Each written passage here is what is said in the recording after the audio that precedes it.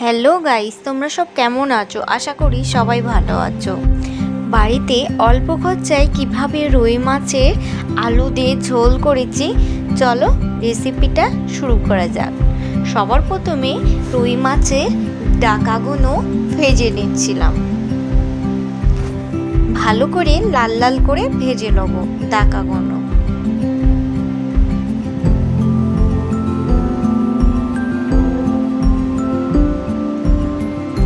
ভাজা হয়ে গেলে এবারে এক পিঠ উল্টে দেবো। এবারে লাল লাল করে ভাজা হয়ে গেলে আমি মাছগুলো তুলে নেব। এবারে রুই মাছের মাথাটা দিয়ে দেবো।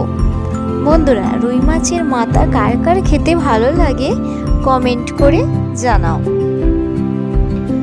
এবারে ওই তেলের মধ্যে আমি আলুগুলো আরেকটু ভেজে নেব।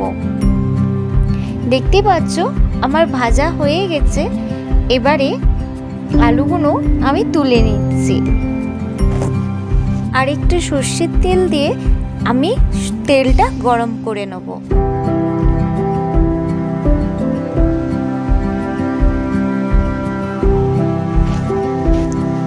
তেলটা ভালোভাবে গরম হয়ে গেলে পেঁয়াজটা আমি ভেজে নেব।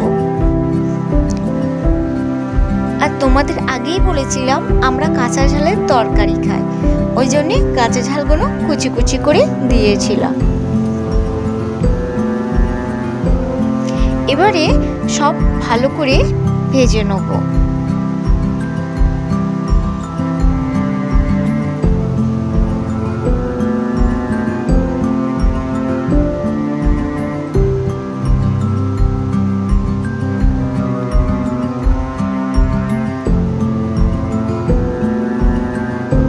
ভাজা হয়ে গেলে আমি এবারে আদা রসুন পেস্ট দিয়ে ভালো করে ভেজে নেব।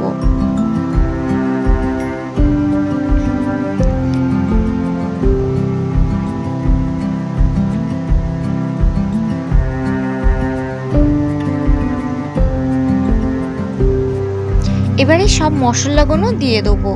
মশলাতে ছিল হলুদের গুঁড়ো, ঝালের গুঁড়ো, জিরের গুঁড়ো, ধনের গুঁড়ো, মরিচের গুঁড়ো দিয়ে আমি ভালো করে ভেজে নেব।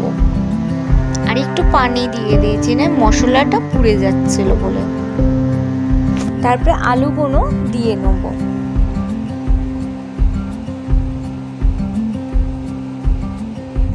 দেখতে পাচ্ছ কত সুন্দর দেখাচ্ছে।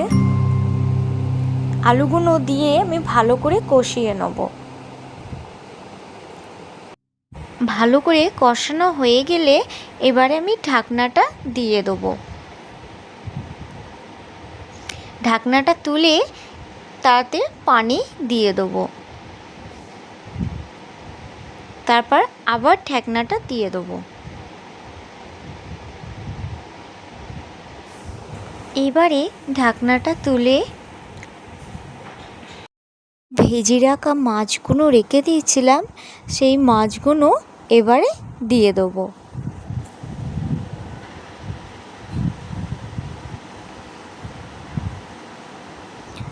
টাটকা রুই মাছের ঝোল খেতে খুব ভালো লাগে।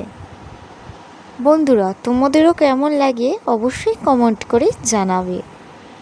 মাছগুলো দেওয়া হয়ে গেলে ঢাকনা দিয়ে তরকারিটা ফুটে গেলে এবারে মিট মশলা দিয়ে নেব। তো আজকে রেসিপিটা কেমন হয়েছে অবশ্যই কমেন্ট করে জানাবে।